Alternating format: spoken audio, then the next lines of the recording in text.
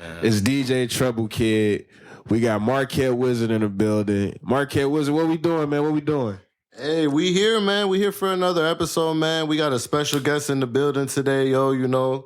A long time coming, man. Yo, we got a lot of new stuff coming too that we're gonna talk about. KB is in the building right now with us, man. Let's go. Yeah. Let me ask this. So how do you actually say your name? Because you got this underscore in your shit. So I need you to properly say your name for the people who don't know. Tell us how to. KB is like my name, but FCMB part is like the team. And so do you say the underscore or is it just... No, it's silent? It's silent. All right, bet. All right, we keeping the underscore silent. You feel me? Nah, for real though. Like, I was genuinely curious. Like, that's been a question for a while. So we. But that's actually, it wasn't supposed to be there. But the way it was released on the platform, but it wouldn't be there no more. Hey man, look, we're gonna dive into all of this, man, because I have a different kind of luxury of knowing this guest, man. This guest is not just a guest to me. He's not just a rapper, man. This is one of my brothers, man. I'm talking about, we grew up together. Like, I could literally say, like, sandbox. You feel me? And it's rare you could really say that with people. You know what I'm saying? Like, literally, like, same, like, our mamas got the same last name. Like, we was born in the same neighborhood. Like, deal with them in you dig what I'm saying? Like, you feel me? So it's crazy, bro. I'm loving the fact that we here right now, man. I'm loving the fact that we here. So I gotta ask this question, bro. What was it like growing up for you? You know what I mean? Like, I understand you had some shifts, you had some moves. Can you talk to the people and tell us a lot about that? I mean, we could talk forever, but it really depends what stage. Because there was a lot of growing up. Even me people still consider me young, it was a lot of growing up, for sure. I don't think I'm done, but it depends what stage. Like, as a kid growing up, I was always, he bad, that's the badass one. He bad as hell. He can't go nowhere without his mama, or he can't go. So I was never going to the parties and shit like that growing up until I got a little bit more outside by myself, probably like 11, 12. We had moved to Minnesota. And that's basically where I grew up at. And when my life changed, I took the badass to a different level.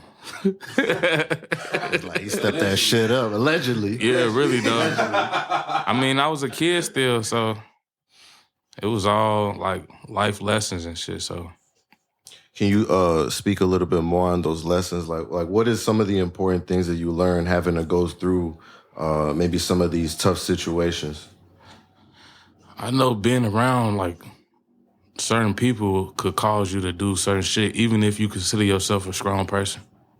Like, you could be the alpha male around a group of males that you be around, but if the group of males around you don't do the right shit, you ain't gonna do the right shit either. So growing up like that shit taught me like that. It taught me to surround myself with better people. Right, like the importance of having people with a similar mindset. Yeah, that's aiming for some type of goal that could progress me and them. Like, what would you say might be one of the most important things that you've learned so far, and like just in life, like going through, like being in the music industry, like, you know, being an artist and growing up, going through these tough situations? What would you feel is like the most important thing you learned so far? Shit, standing on that business, standing on what you say you're gonna do. Just keeping your word. That's the biggest thing to me. Like, you can't say you're gonna do some shit and you really don't do it. And actually, I learned that shit from my brother, bro. And that's sitting right here. Like, he taught me this. That was maybe earlier this year. He was like, you gotta. But we had a personal talk. Kind of got heated a little bit. It comes from a good place. Yeah, it's always like that. That's why it ain't never that one time he gonna call and I miss the call and I don't hit him back. It's gonna always I'm always be there, no matter what the fuck we going through. Hey, that's how you know it's family, man. And to speak a little bit more on that, you know what I mean? To speak on that a little bit more, man, you know,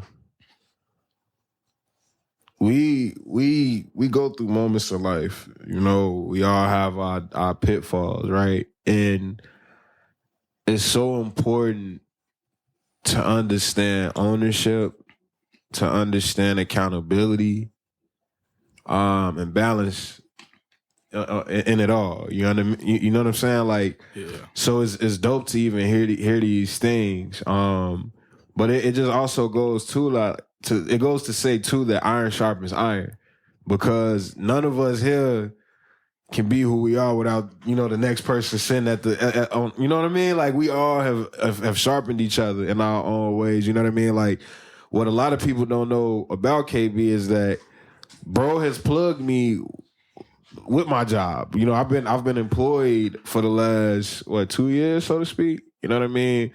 Since we talking about business, but it goes to show you that this business thing goes both ways. It's not just a financial thing. It's not just a moral code. Like, it's all of it. You know, we say family business all the time. Family business over everything, and that's important because it just keeps that motto of what we're working towards and what we really building towards, right? But I heard you mention Minnesota, right? Let's talk about Minnesota for a second. How has Minnesota impacted your music? To be honest, shit, that's really where all my music come from. Like, I don't think I strictly made no music from the heart, like strictly from Chicago. I feel like I get all my ideas and the way I rap or just what I talk about with music is Minnesota. And can you mention some of those influences from Minnesota? Because I'm pretty sure Minnesota has a rap scene that may not be buzzing to the rest of the world, or it may be, right? But can you name some of those early influences for you?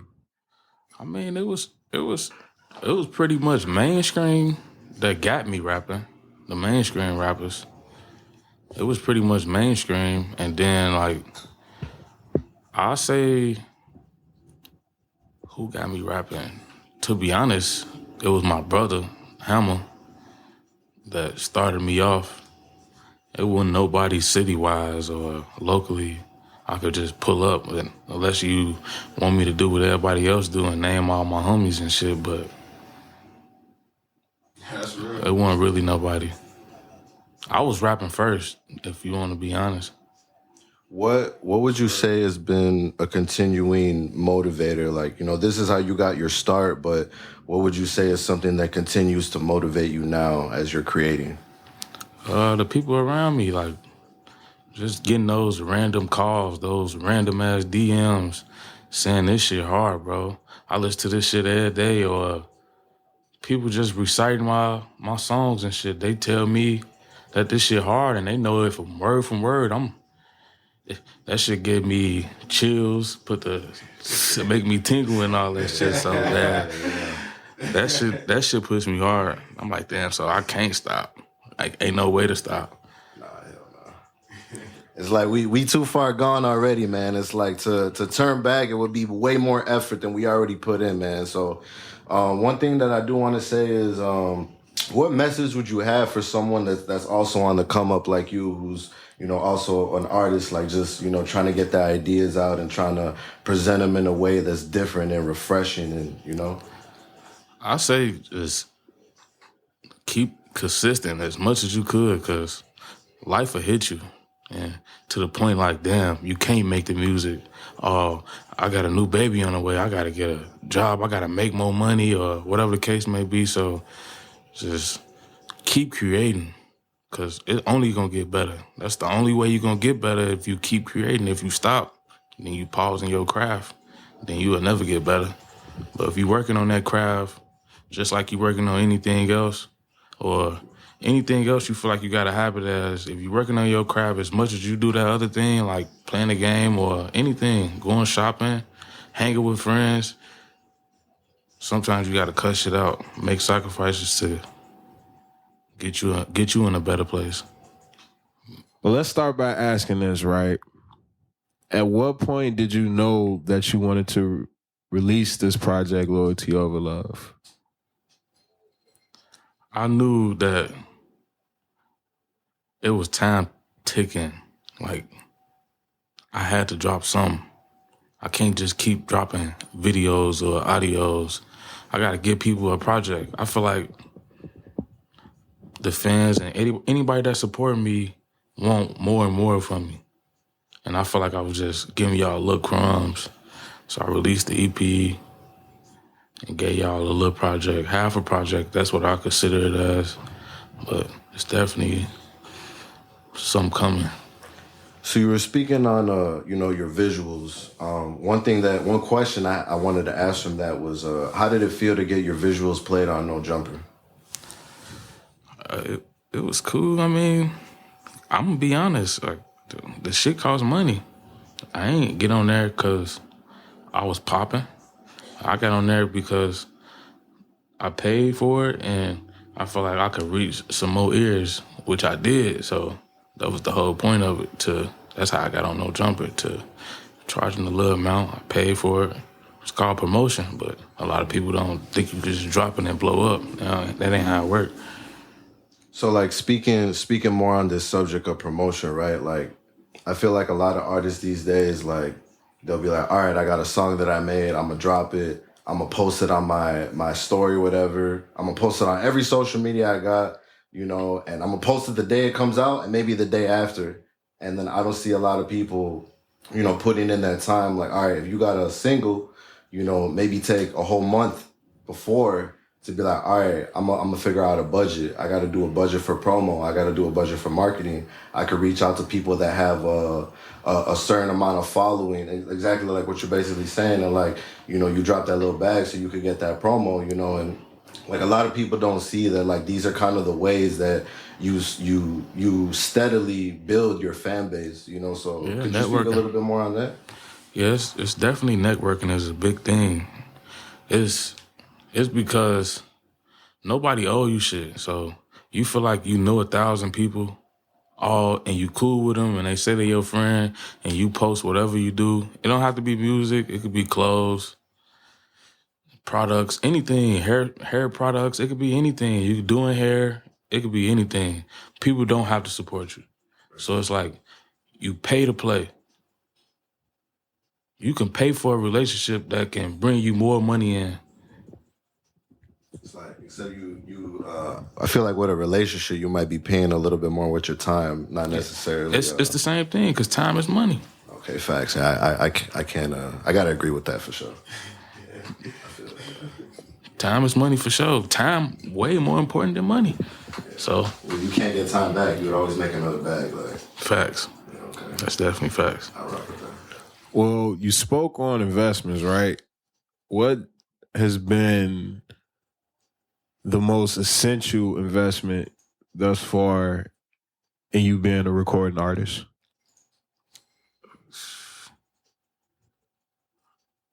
You gotta elaborate on that a little bit more.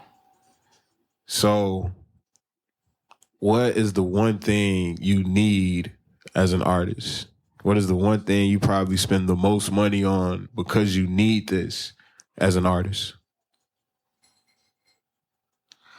Fucking beats. That really, and motherfucking, damn, that was a good one. Cause I can't even say beats, cause wardrobe for the videos be crazy. Paying for the videos be crazy, cause you at different scenes. You want them to be at different scenes. I'll be going out of town. With the cameraman. With the cameraman. With the cameraman. With the cameraman. Speaking on the cameraman, right? Speaking on the cameraman, let's hold you there. Let's talk about this relationship with KO the Don. What has been the creative process with your visuals with KO the Don? How did y'all come about meeting, and what led to y'all having this working relationship with your visuals? Shit, meeting? What? Meeting? Whoa. We go back, like, damn near my first friend in Minnesota. So this shit, the music don't even count with me and him. That's how much love we got with each other. So we been had that. We been had the bond. It's just me moving to Chicago, and he was already, like, at the same time, like, I moved to Chicago. I moved back to Chicago at 2017. That's when he started the camera shit. I didn't get to shoot with him until like 3 years later, like, probably like the beginning of the pandemic. And by that time, he didn't finish school for this shit.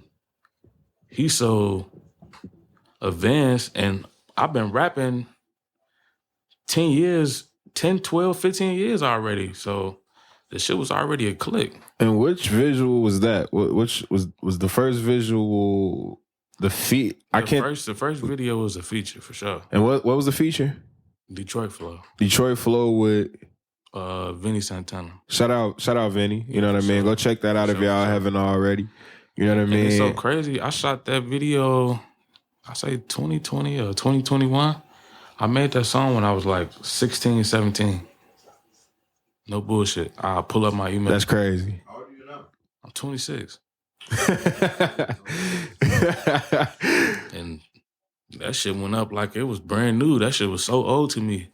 That's crazy. So that goes to show you that when you just got good music, it lives on. It lives on, man. It'll last a while. But that brings us to what I feel is the breakthrough record for you, at least amongst the homies, amongst the guys, just amongst our city, so to speak. You know, wherever we at, when we play this record, it's just to even watch what it does to crowds, man. And you know what I'm talking about, man. Back Down. How did you get this record, man? Like, cause I remember hearing it for the first time. You know what I mean? Like, to walk y'all through this, right? We had a studio session, you know, and bro just like, he pull up on me like, hey, man. Cause I had this thing before all our studio sessions, we were always link, smoke some, eat some, you know what I'm saying, play some music, just to kind of get our energy right before we walked in. In this particular session, bro plays this. I will never forget this. He just plays this beat. I'm like, oh, like, where's this going? I say, and then he just does his thing, and I'm just like, hey man, what you think? I think I'm about to record this. Nigga record it and drop it ASAP. I even fell asleep in that studio session. But when he recorded that shit, that's when I tell y'all, that's how you know when you got a record, because some records just have effects on people. I'm telling you, we in the studio again. You just heard that shit. I wake up out my sleep. That's the one. There you go. He's just like, as he's recording this shit, I'm just, I'm like, yep, that's the one. It really works like that, though. Sometimes you just hear that shit and you're just like, yo, what the fuck is that? And then it's so fucked up, because still to this day, I really don't like that song like that. Wait, hold on. Let's speak on Back Down, man. Let's talk about this record while we Back Down. What inspired that record, and why don't you like the record? Yeah, that's what I want to know. I have to know this now. What inspired is, shit, nigga, I was back down. I was back. Shit, tell motherfucker. After that, I think I went on a fucking rampage. After that, it was over. I was back. That really. Let's start before that. Before Back Down, I wasn't rapping like that. How I was supposed to, and everybody knew I could rap. Everybody around me knew I was a rapper already. But I wasn't rapping like that. I wasn't dropping shit. Matter of fact, I never shot it. I was rapping 10 years at that point. I never shot a video, never dropped a video. I had audio out, on platforms and shit, but that's it. Would you say that was almost like a pivot point, a turning point, almost like it set the tone, and after that it was like, all right, we it's gone. up. It's up. It was over with after that. After Back Down, that's why it was up. It was over with. But why don't you like the damn song? Yeah. Because I feel like I was everywhere on there. Everywhere in what capacity? I feel like I wasn't consistent and like it sound good, like the words sound good, but I feel like I was just jumping everywhere. You mean like energy wise, or like what do you mean? No, like with the like if you want to call a storyline with the storyline or whatever. Like the content of the song. Yeah, I was everywhere. I felt like I was everywhere. That's why I don't like it. Now, did you feel that way right after you made the song, or did you feel that way when it blew up, when everybody like that feeling like, damn, I could do better. Yeah, like that ain't even my best shit. Yeah. Like, for sure. Okay. So it's that self-critic, so to speak. Yeah. That perfectionism. I feel like the other song I made that day was better. And what was the other song we made? Was it Workout? I think it was No Regrets. No Regrets? And No Regrets is out, if I'm not mistaken. No Regrets not out. No. Oh. Uh-oh. No Regrets is not out. We got a Lucy. Uh-oh. We might have just got a... Uh-oh. Now we got some digging to do once the recording stop. We got some... all right, you gotta, you know what I'm saying, go ahead and pass the dogs, you know what I mean? But, so, I know we spoke on Loyalty Over Love, man. Like,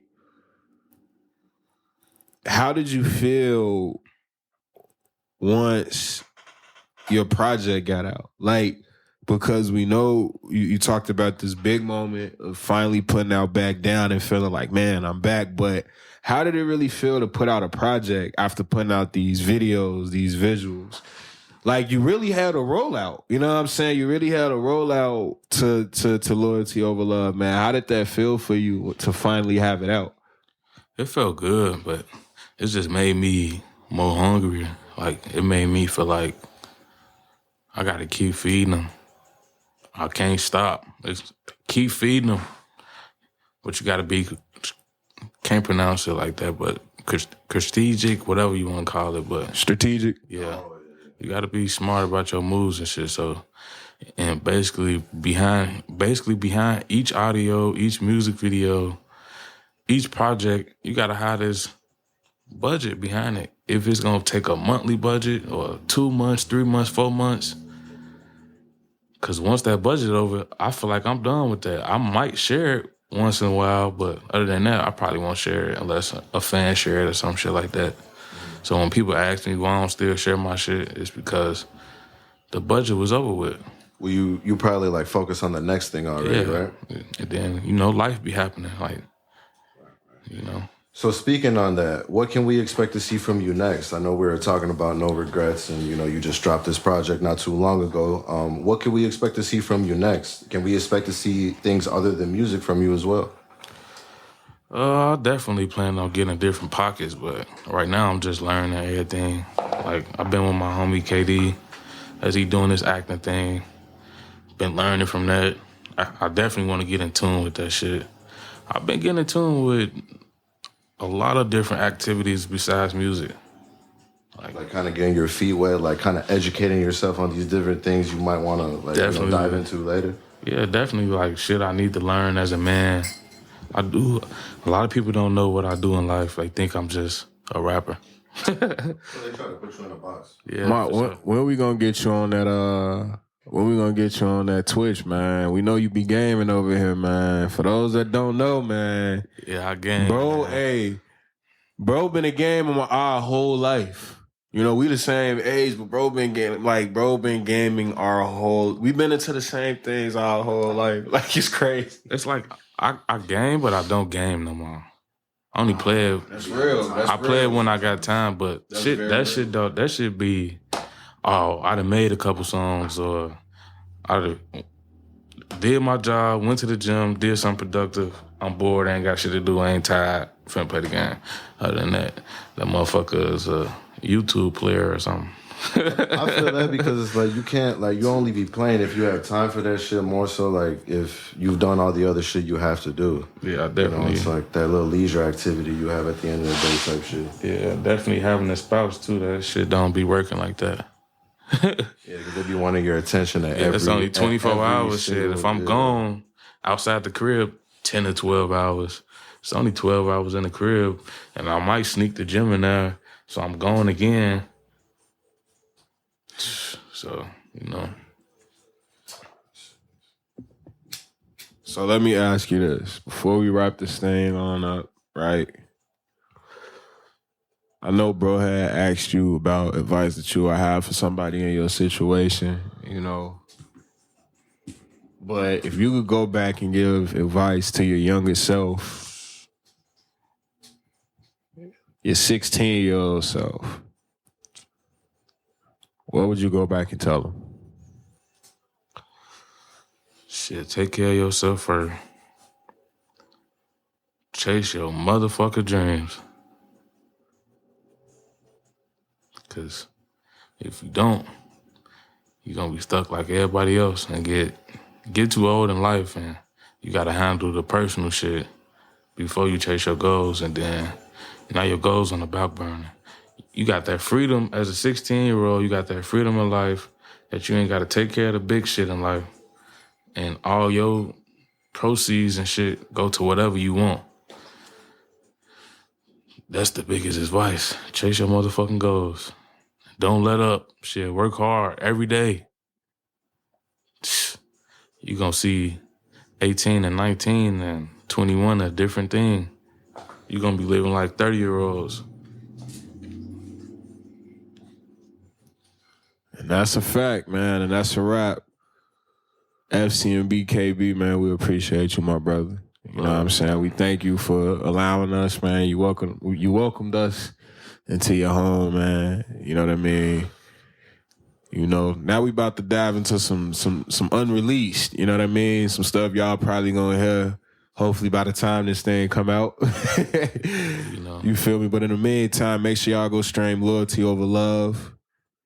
Go check out Back Down. Y'all gotta go watch Back Down. You know what I mean? Go do it, man. Check the visuals out, bro. We got hella visuals out right now, bro. You gotta get that shit. You gotta do it. I'm telling you. Hella visuals out. Hella fucking creative, man. This dude is an amazing artist, man. You gotta go do it. Do yourself a favor, bro. Go stream Loyalty Over Love, man. We here, bro. We here. We got KB. We got DJ Trouble Kid. We got Marquette Wizard. We about to be out this shit. Peace. Love.